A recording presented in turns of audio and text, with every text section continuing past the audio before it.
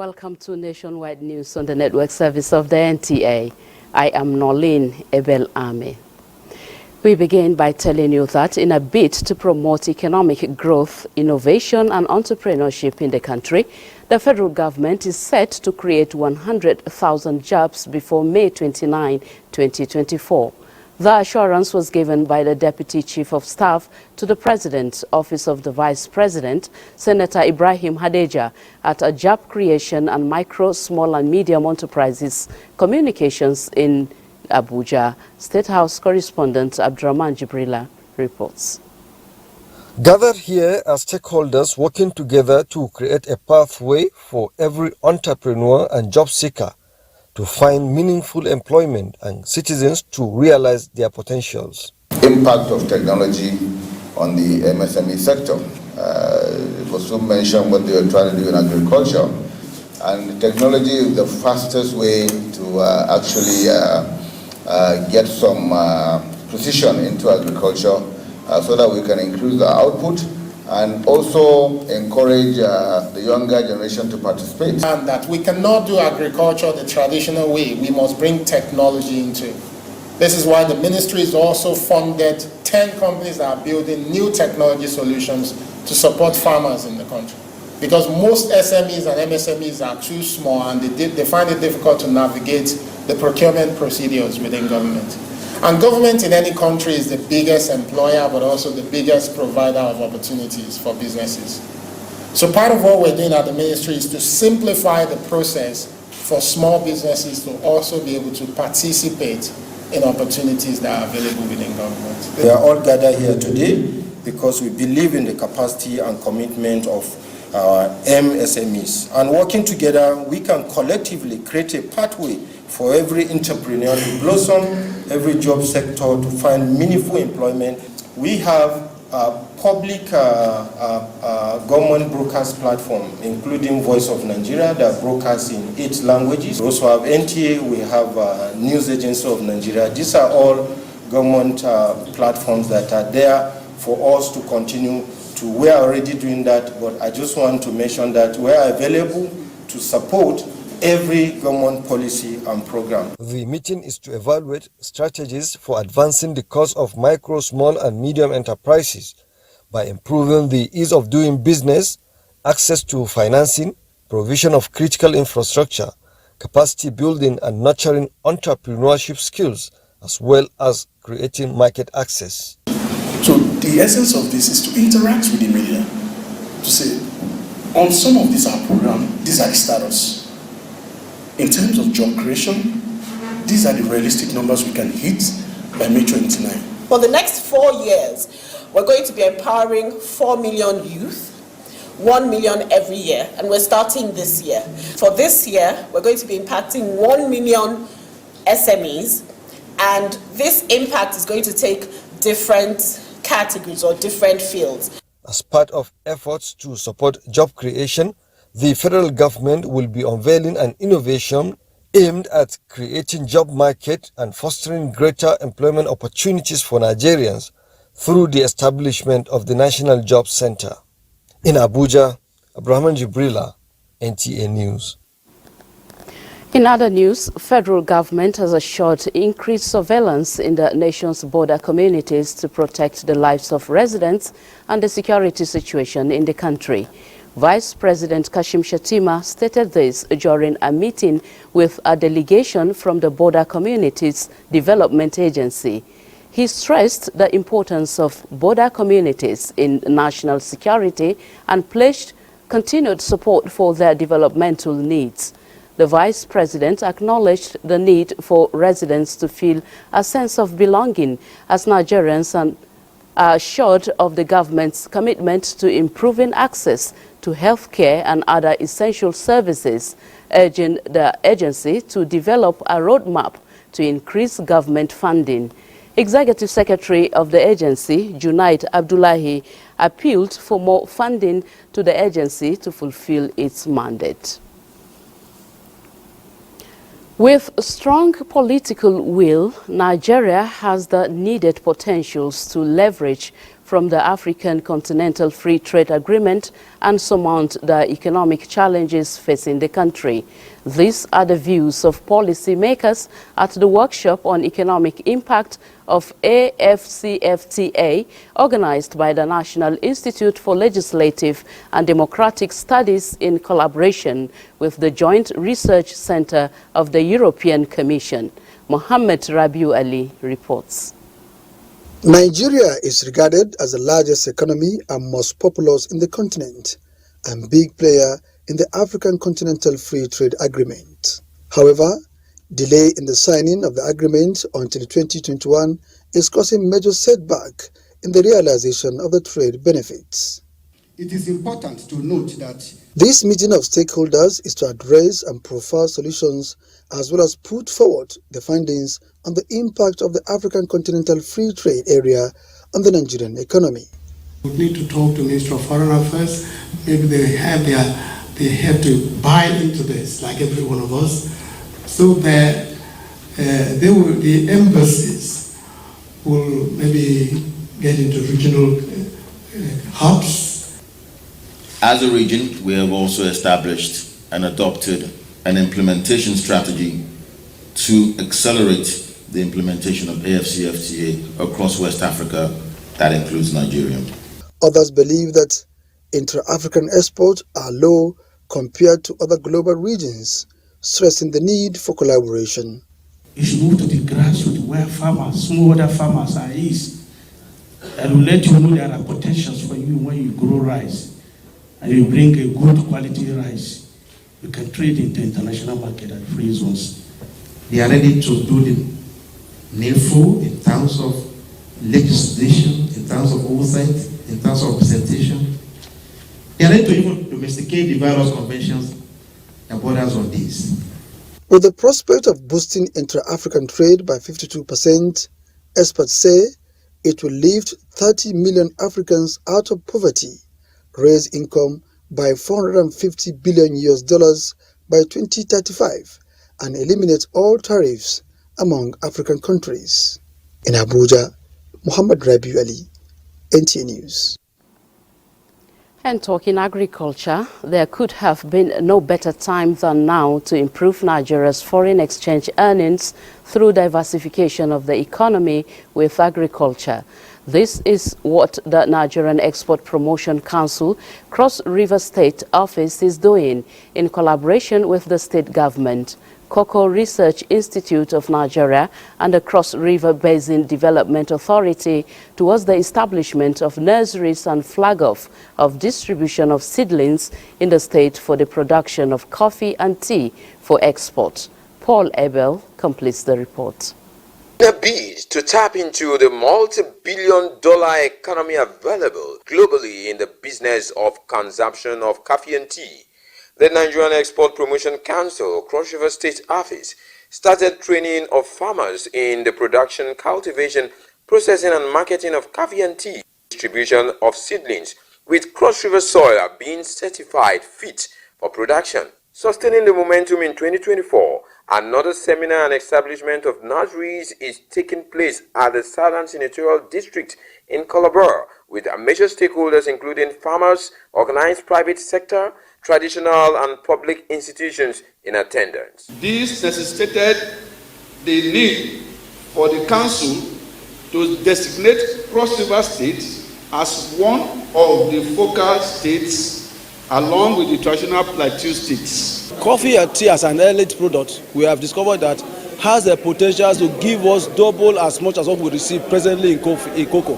The focus here is to create awareness, acquire knowledge, and get involved in the production and export of coffee and tea with the state government support. Research institutes, everybody will aggregate them and facilitate the entire process of developing a bulk of all of these cash crops that earn us foreign exchange. To sensitize our farmers that there is gold in coffee, in growing or in cultivating coffee and tea. A lot of information has been shared by the different facilitators as to the advantages and what lies ahead for export. It was rounded off with a practical session with the training of farmers on the propagation of coffee and tea, as well as inauguration of nursery, demonstration farm sites, and flag off of distribution of seedlings to farmers.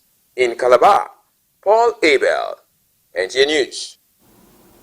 I'm talking education. National Universities Commission (NUC) has presented a provisional licenses to 2 new private universities in Nigeria. They are Lighthouse University, Abuja, Edo State, and African School of Economics, Abuja, bringing the total number of private universities in the country to 148. Christiana Akonde has details.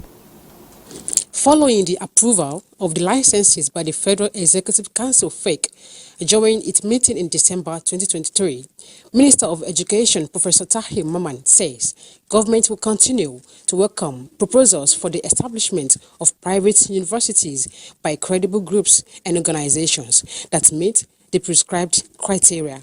New universities must bring on board fresh approaches to university education that is relevant to our society, provide cutting-edge research, and overall they seem to be a positive contributor to the development of Nigeria. May I categorically state here that any operations outside the provisions of NUC guidelines shall attract appropriate sanctions, which may include a withdrawal of the provisional license and or the suspension of a university's operations. This approval brought the number of private universities in Nigeria to 148 as at date and 272 universities in total. In Abuja, Christiana Akonde, NTA News. Similarly, the National Commission for Almajiri and Out-of-School Children Education has received the note and show of interest for collaboration by Jama'atul Ansaruddin at Tijaniya, one group in Nigeria that controls over 80% of Almajiri's Islamic students who are not exposed to Western education. The group appreciates the mandate of the Commission, which, apart from taking back the out-of-school children, they will be trained on skills acquisition program. This is the first time in 3 weeks of its inauguration the Commission is receiving a group of those who are directly affected by its policies. Nigeria is set to achieve 70% in 2027 as well as 95% by the year 2030 in her national digital literacy level. The Director General, National Information Technology Development Agency, Kashifu Inua, stated this when the Director General of Voice of Nigeria, Malam Jibrin Baba Ndache, and his management team paid him a visit at the agency's headquarters in Abuja. Chikunonsonwa Bweze reports. As Nigeria continues to make appreciable inroad into the digital economy space, the need for her citizens to have access to and information on the use of digital devices and platforms safely and responsible becomes even more imperative. This visit by the Director General of Voice of Nigeria, Malam Jibrin Babandache, and his team to the National Information Technology Development Agency, NITSDA, is to fashion out ways of ensuring that many Nigerians are adequately informed on the importance of embracing the country's National Digital Literacy Program, as well as other initiatives of NITSDA in line with the renewed hope agenda of the federal government. We believe that these reforms under able leadership should be highlighted more, and propagated globally through creative programming. One thing about building narrative, like I said, we're in the age of noise and distraction, is that you only be able to consistently tell your story beyond news. Globally, there is going to be talent deficit, and most of the developed countries will have this talent deficit. But Nigeria, because of our young population, we can help position ourselves to become the talent net exporter. The two agencies are equally setting up an interagency committee that will streamline other areas of partnership to enhance the realization of all the campaign promises of President Tinubu as defined in his 8 priority areas. Chukunonso Mwapweze, NTA News. It's now time for us to join our Lagos Network Center for more on Nationwide, and Michael Olale is standing by with more stories. Hi, Michael. All right, we shall rejoin Michael later in Lagos. Let's pause here for a break. We will be back shortly.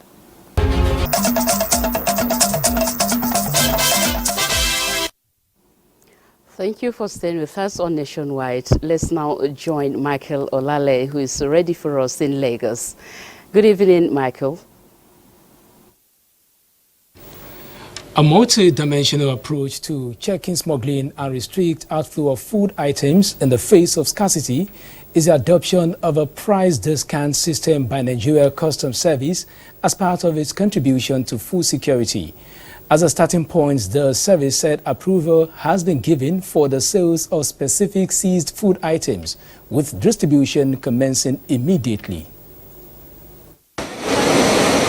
Despite stretching its tentacles across hidden corners and black spots in getting rid of smuggled goods, the Nigerian Customs Service is concerned with the growing trend in the outflow of food items from the country in the face of rising prices. One of such actions was nipped in the bud, leading to the seizure of more than 20,000 bags of grains and other items. Like every situation demanding a different approach, the Controller General said auction of such goods has commenced, with a bag of 25 kilograms of rice going for 10,000 naira, but based on certain conditions. The criteria for Nigerians to benefit from this initiative will include having a verifiable national identification number, NIN.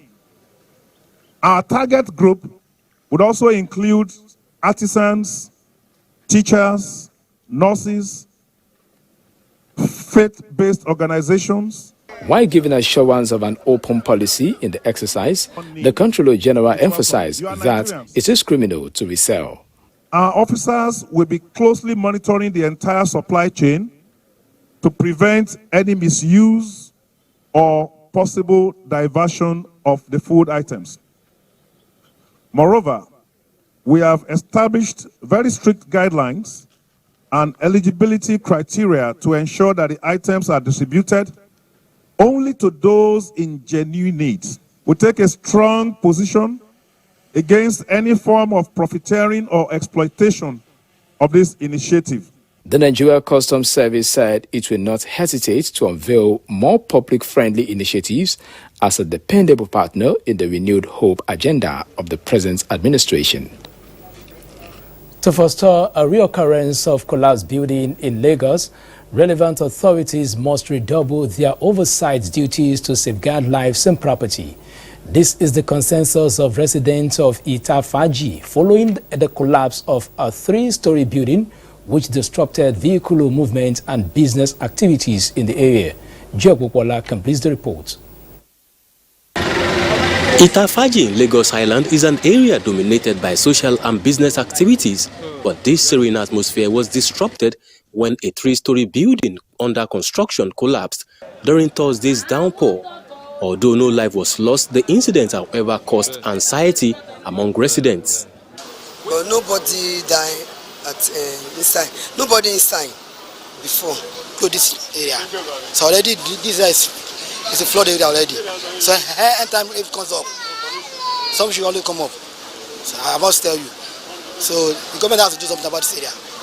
NTA News gathered that it was an old building undergoing renovation by a developer, and there were obvious signs that the project was going to be short-lived due to poor construction. If they want to build a house, they should try use good materials.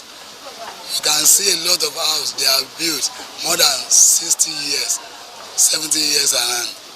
You will not hear that one fell down. It's only new building that is not up to 20, 30 years. It will be falling. Residents of the building evacuated before the renovation began, and workers who knew the building was defective, according to residents, were not on ground. Although no life was lost in the incidents, but this latest collapsed building speaks volume of the need for effective oversight by the Building Control Agency. Permanent Secretary of Lagos State Emergency Management Agency, LASEMA, Olufemi Oksonyitolu, says the Building Control Agency will soon clear the debris while the remaining pillars will be demolished. In Lagos, Joel Bukbola, NTA News. That is it from here. It's now back to Nolin for the continuation of the news. Thank you very much, Michael. Despite the strike action embarked upon by the Nigerian Association of Patent and Proprietary Medicine Dealers in Kano, federal government is not relenting in ensuring that all dealers move to the designated markets. During a visit to the approved coordinated wholesale center for medicine dealers in Kano, Minister of Health Professor Muhammad Alipate says federal government's priority is to ensure public safety. Aminu Umar reports. To control the sales and distribution of drugs in an open market, the federal government approved the establishment of coordinated wholesale centers for medicine dealers in 4 strategic locations across the country. Among the approved locations is Kano State, where government situated the coordinated wholesale center at Dangoro Market along Zaria Road. Dissatisfied with the arrangement, the affected members rushed to court to challenge the decision and was dismissed for lacking in sufficient information to prove their case. In response to that, the association has embarked on what it called an indefinite strike action, and now about 5,000 members of the association will remain at home, and at the moment, the shops are locked at the Kano's biggest drugs market. A shop is sold at 38 million to 42. How many of us are running a business with 30 million? Most of us are 5 million, 10 million, 2 million. Some will just take credit from company when they sell, they pay. Yes, we want the government to know what is happening, because if we keep quiet, government will not know. But now we shut down our market, government will know that this is our problem. They can call us together, or can sit with government and tell them what we want, and government tell us where to follow. Few hours after, the regulatory agencies embarked on enforcement of the earlier directive, where more than 1,500 shops were sealed up. Most of the premises, all the premises, they are illegal. They are operating illegally, and they cannot, with NAFDAC and PCM will not allow them to continue there. They have to undergo what we call supervised evacuation. They must leave that place. During a visit to the approved coordinated wholesale center for medicine dealers at Dangoro in Kano, Minister of Health Professor Muhammad Alipate says the main concern of the federal government is to ensure public safety is not compromised. In Kano, Amin Umar, NTA News. Still staying in Kano, Yahanasu Hassan Barrow is now on standby for an update on the situation at Niger Street in Kano Metropolis. Yahanasu, good evening to you, and can you update us on what is happening at the moment? Yes, just as you rightly pointed, we are at the hub of, pharmaceutical drug selling center here in Kano. And this is something that started almost 2 decades ago, since 1990. The National Drug Law Policy was, launched, and it was revised in 2015, where, centers were expected to be provided in states to ensure safety, integrity, and then, ensure that these drugs reach the final consumer, that is the end user, with, all what is required. And as you know, Kano is one of the states where there are a lot of cases of, drug abuse, and, operating this kind of, selling drugs in open market is something that has been promoting the sales of illicit drugs, where people just go and access it very easily. And, Kano is among the states that were, listed to launch this National Drug Law Policy. And right away, as you heard in our report, the Dangoro Center has been launched. But, these people are not ready to move to those centers due to what they said. The shops are very costly. And even if you are to rent a shop there, it costs not less than 1 to 2 million naira. So they now filed in a case in the court. And last week, the Federal High Court, dismissed the case that was filed against the National Drug Law Enforcement Agency and then the Pharmaceutical Council of Nigeria. And these people are asked to relocate to the Dangoro, center. But later on, they closed down their shops and embarked on a strike. That is exactly 6 days today. And then later on, the regulatory agencies, that is the NAFDAC and Pharmaceutical Council of Nigeria, now sealed up more than 1,500 shops. Behind me are some of the shops that were sealed up by the regulatory agencies. All what they are saying is government must intervene. They are not ready to move to those centers because they have no money to purchase or have a shop there, which is more than 30 million, and if your rent is costs about 1 to 2 million naira. That is the situation. All right, thank you very much for the update on medicine dealers from Kano, Yahanasu. We appreciate you. All right, from Kano, we take you to Kaduna, where Mohammed Umar Ajingi is standing by for more contribution on Nationwide. Hello, Mohammed. Thank you for joining us in Kaduna. Media practitioners are expected to continue the key role of agenda setting for government as a watchdog of the society for a productive nation. This was the outcome of a robust editorial management retreat of the news agency of Nigeria, NAN, held here in Kaduna. Haruna Muhammad reports.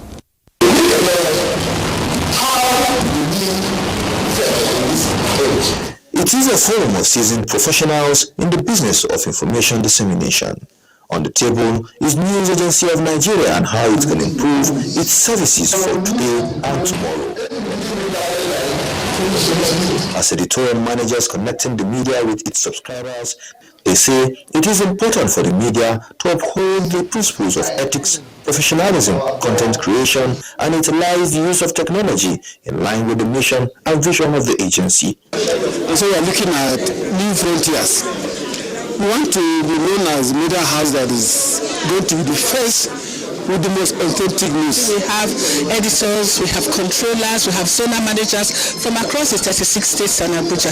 And so it has been very impactful. Managing Director of the agency, Ali Muhammad Ali, addressing the participants, called for innovative thinking for NAN to be a media outfit to beat. He said repositioning the agency is his mission as a critical agency in information dissemination in Nigeria. We are trying to restore, to rekindle the past glory of NAN in news gathering, in language use, in the distribution of news, also in having a readily available electronic data bank for certain important events in the past. And on personalities, our response to news has to be very rapid, and also our editors have to up their game.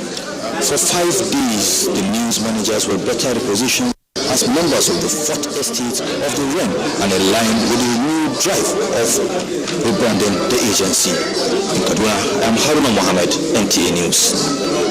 The state has inaugurated members of the state task force set up to ensure strict compliance with the food security order, prohibiting the hoarding of food and essential commodities in the state. The Deputy Governor of the state, Farouk Lawal Jobe, performed the swearing-in ceremony of the members on behalf of the Governor of the state, Dukko Umar Radda, at the Government House, Katsina. Awal Haliru reports. The 27-member committee is chaired by the Chief of Staff, Government House, Jabir Abdullahi Sauri. Members of the committee were drawn from all sectors of the society and security outfits, including paramilitary agencies in the state. The rate at which the price of essential commodity is increasing is what prompted Katsina State government to checkmate the illegal hoarding of food items, especially as the fasting season is approaching. With this inauguration of the task force members, the state government has launched a manhunt of hoarders of foodstuffs and other essential consumables in order to tackle food scarcity. This is a very important example, and I want to take it as such. Because we are talking about food, the terms of reference for the committee includes identifying food commodity holders and in collaboration with security agencies arrest and prosecute violators of this order. We are really whatever is possible to achieve what actually has been set out for us. The committee is to engage other stakeholders on food prices in the state and equally do all the assignments necessary for the enforcement of the provisions of the order. That's our contributions from Kaduna. Back to Nolin in Abuja for the continuation of NTA Nationwide News. Thank you. Over to you. Very well, Mohammed. Thank you very much. A civil society organization under the aegis of the Nigeria Civil Society Forum has called on the leadership of the organized labor not to jeopardize the policies and programs of government at the center with the planned protest and strike. The body was speaking during a rally in Abuja to drum support for the administration of President Bola Ahmed Tinubu. Leaders of the group say 8 months was grossly inadequate to assess the performance of a government on a 4-year mandate and urge them to avoid using the instrument of labor to sabotage the economic recovery and growth plan of the president. Embarking on strike action has not always solved our problem. Any problem faced by Nigerian masses recently, the leadership of NLC and TUC should rather organize itself to contribute intellectually to the common challenges we have now, rather than being used as a proxy to sabotage the system. He wants to work for all Nigerians, and this is the reason why the president say, give me time. My policies may take a little time for us to adjust. This thing happened in even civilized community where government policies do not just start manifesting and start yielding proof overnight. It takes a little process of time. Nigeria Civil Society Forum says there's no gain saying Nigeria is not passing through a difficult time, but what the government needs is the understanding and support of the citizenry to navigate through the trying period.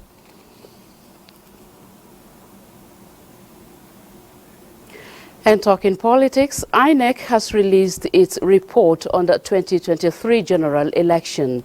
The 526-page document, structured into 13 chapters, offers an in-depth analysis of the election's key processes, achievements and challenges, alongside valuable lessons. The report shows that 4 political parties won governorship elections, 7 parties won senatorial seats, 8 in federal constituencies and 9 in state legislatures, illustrating a broad shift in political representation across Nigeria. The report further underscores the pivotal role of technological advancements, particularly the bimodal voter accreditation system, BVAS, in enhancing electoral integrity and reducing fraud. Other aspects covered in the report are logistics, security arrangements, staff recruitment training, inclusivity measures, and the electoral framework. In the meantime, Senator Monday Okpebolo has been declared winner of the All Progressives Congress governorship primaries in Edo State. The chairman of the election committee and governor of Cross River, Baseotu, announced the final result of the exercise in Benin after collating results from 18 local government areas. Senator Okpebolo polled 12,433 votes to defeat 11 other aspirants who contested the primary election. Out of the 18 local government in Edo State, Okpebolo won 14, while Dennis Idahosa won 3. Afolabi won 1. Elsewhere, the House of Representatives Committee on National Agency for Food and Drug Administration and Control, NAFDAC, is appealing for the suspension of the ban on sachet alcoholic beverages pending final resolution of the House on the matter. This is coming after the committee's public hearing with relevant stakeholders in the industry. John Yaku has details. Public hearing is sequel to the enforcement of ban on sachet beverages and PET bottles by NAFDAC, prompting the House to call for investigation into the matter. During the hearing, NAFDAC and the Federal Ministry of Health maintained their positions on the effect of sachet product on the younger generations. Each country will protect their citizens by making it less reachable. The ban that NAFDAC is enforcing is to ban production of alcohol in sachets. Other stakeholders are of the opinion that NAFDAC should control accessibility by children rather than banning, which they say has thrown many people out of jobs and their investments. Developed countries, what do? You cannot buy alcohol or alcoholic content without showing your identification. That shows you are of age. Banning the product will be counterproductive because you are going to open the floor, you are going to give the market to producers of illicits. As far as the quality of this product is concerned, these products, some of them have actually gotten our mark. After that means closing factories and taking away jobs of our people. If we now decide to produce this alcohol in the volume that has been mentioned by the ministry, how do you now know that children will not also walk in and purchase? This is not the time. Nigerians are taking on too much of reforms this time that is negatively impacting on us. For we up here will go behind and meet with our leaders, and as soon as possible you will hear from us. Committee members appealed for more consultations between NAFDAC and other stakeholders while the House completes its legislative processes. In Abuja, John Yakub, NTA News. From Abuja, we take you to Anambra State, where the high cost of living in Anambra State has thrown up issues of concern among citizens. However, the state government, mindful of this fact, has put measures in place to ensure food security. One of such is the Economic Tree and Seedlings Revolution agenda, expected to push millions of Anambra citizens out of poverty line and also enhance food supply in the state and beyond. Daniel Okbe reports. In the face of economic challenges, Abuchi Omumelu, a blogger, and other residents of Oka bear their minds on how they are coping. Hope, they say, sustains life. I'll keep encouraging people. You cut your coat according to your size. That is one. Don't compete with anybody. It's just by substitution. Put this one there, and then you substitute to make ends meet. The Anambra State government, through the Ministry of Agriculture, is partnering the federal government to provide improved seedlings and other incentives to ensure food security and food supply. The Anambra State Commissioner for Agriculture, Foster Ifejiofo, believes that with the present agricultural programs aimed at empowering more than 30,000 farmers in the state is poised to feeding its citizens and the entire Nigeria. 2 weeks ago, we already distributed some inputs to farmers. We distributed rice and dough chicks. This year and the years to come, the rice production in that area will more than triple because farmers can now plant both during the rains and dry season. The state government is equally providing road infrastructure to the hinterland, which will translate to easy evacuation of farm produce to urban areas, among others, which are expected to ensure adequate food supply. In Oka, Daniel Okbai, NTA News. Still dwelling with Daniel Okbai, he joins us live from Anambra State. And Daniel, can you tell us more on this development in the field of agriculture? Good afternoon and thanks for joining us. This is Oka, the Anambra State capital. It is often said that tough time never lasts, but tough people do. It is an opportunity by Nigerians to show resilience, to show doggedness, and the ability to adjust to changing circumstances. In Anambra State, the story is not different. The Nigerian youths and the Anambra State have taken to various skills that will help them fight the economic challenge. Some of them are learning new skills. Some have even looked for new streams of income. And if you look around here, you can see that some farmers are here and they have taken to farming. And in no distant time, the Anambra State government is ready to support these farmers, even as they are cultivating right now. All right, thank you very much for your contribution, Daniel. Yeah. Okay. All right, we shall be joining Dibabari in our Port Harcourt Network Center for more on Nationwide.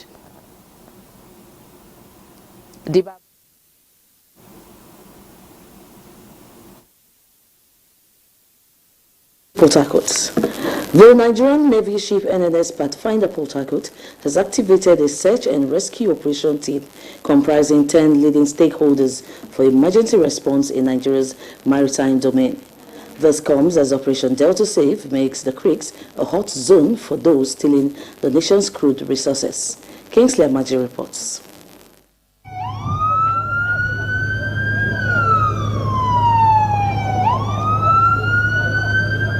The search and rescue simulation exercise spearheaded by NNS Pathfinder has Nigerian Air Force, Nigerian Army, NEMA, NIMASA, Nigerian Police, NSCDC, NIWA, among others, pulling their resources together in a joint operation for emergency rescue mission. It is a response to the directive of Chief of Naval Staff in the wake of increased boat mishap to reposition an emergency response team involving critical stakeholders in Rivers State. We need to work as a team.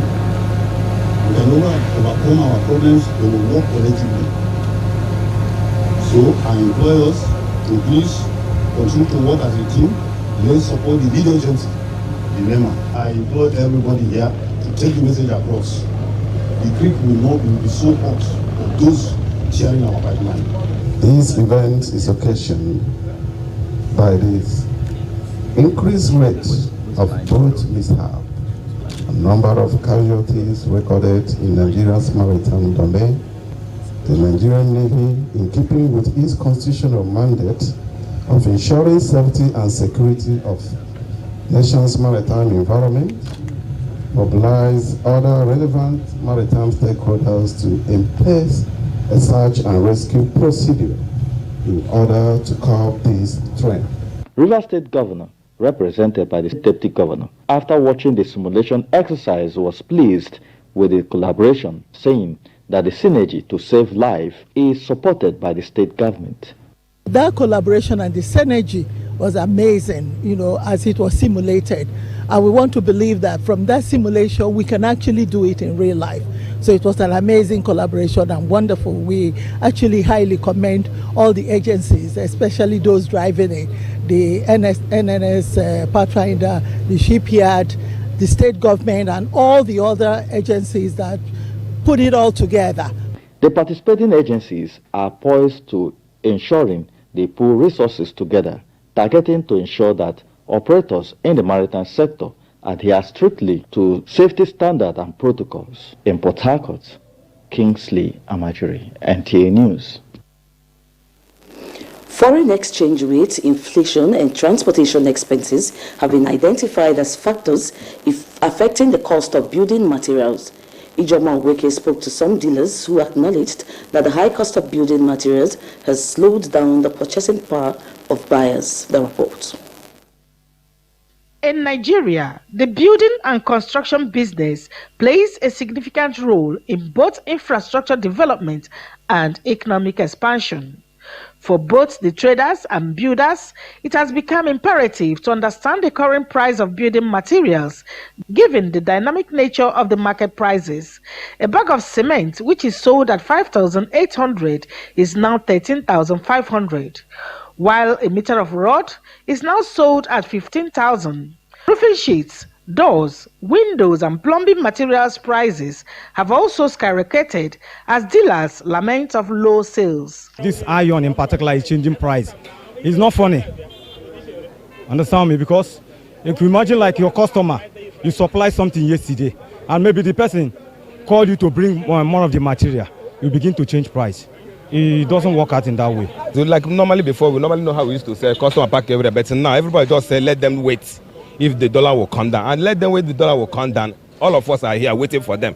So anytime they come here, we also here to wait for them. Maybe you have 100 lengths of rod in your shop. By the time you sell or fish to go and buy in Lagos, your money, you will end up buying 30 or 40 lengths. Tell me, sister, are you going up or are you going down? These building material prices, they say, vary because of specific characteristics, including brand, location and timing of purchase, exchange rate for imported components, and other related elements that affect the cost of products. In Port Harcourt, Ijomu Gweke, NTA News. And that does it from Port Harcourt. The news will continue in Sokoto right after the break. Good evening.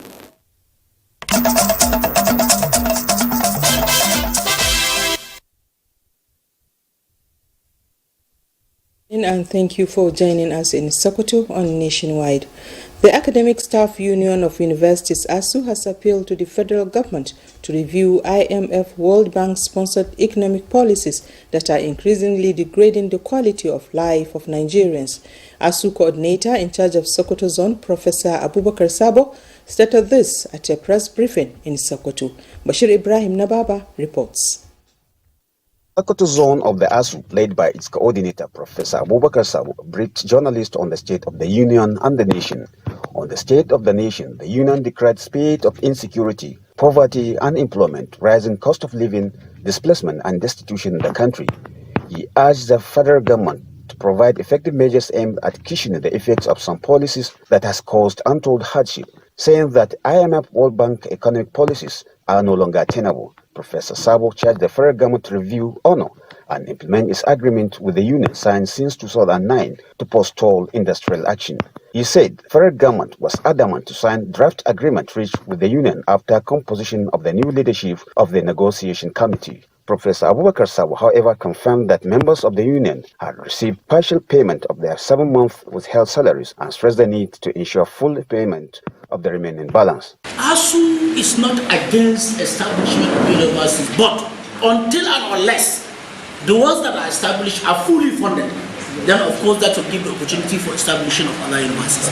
While we have proliferation of universities, lecturers are overstretched who are going there, the quality of teaching will be affected by this. And the union said it is against the establishment of public universities when the existing ones are not fully funded. He condemned the dissolution of the Governing Council of Public Universities as the action contravenes Universities Miscellaneous Acts and respective universities law. The University Don called on the state government to do the needful by reconstituting Governing Council of Sokoto State University in line with university laws. From Sokoto, Bashir Ibrahim Nababa, NTA News.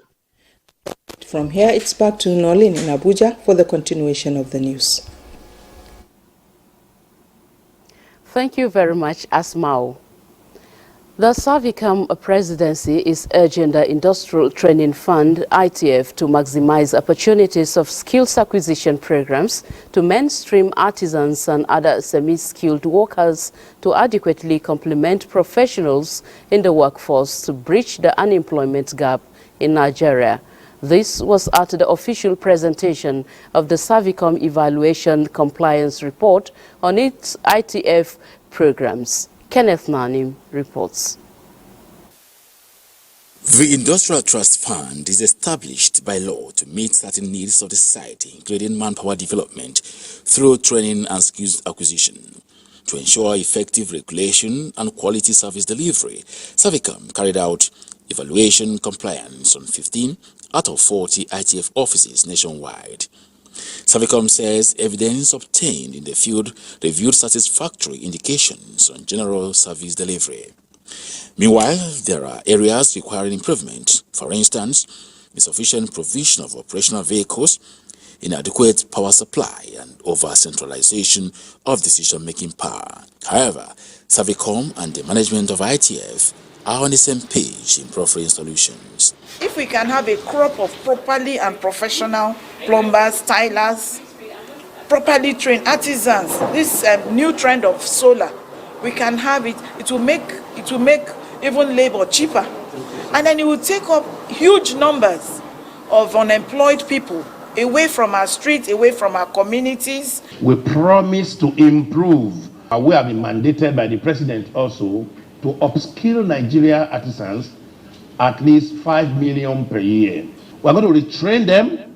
We're going to certify them because it's in our mandate to do that. To further bridge training gaps and improve service delivery, Savicom says it will continue to collaborate with the fund. Kenneth Nanim, NTA News. Kenneth's story concludes Nationwide today. Thank you very much for watching. I am Nolene Ebel Ame. Do enjoy the rest of your evening.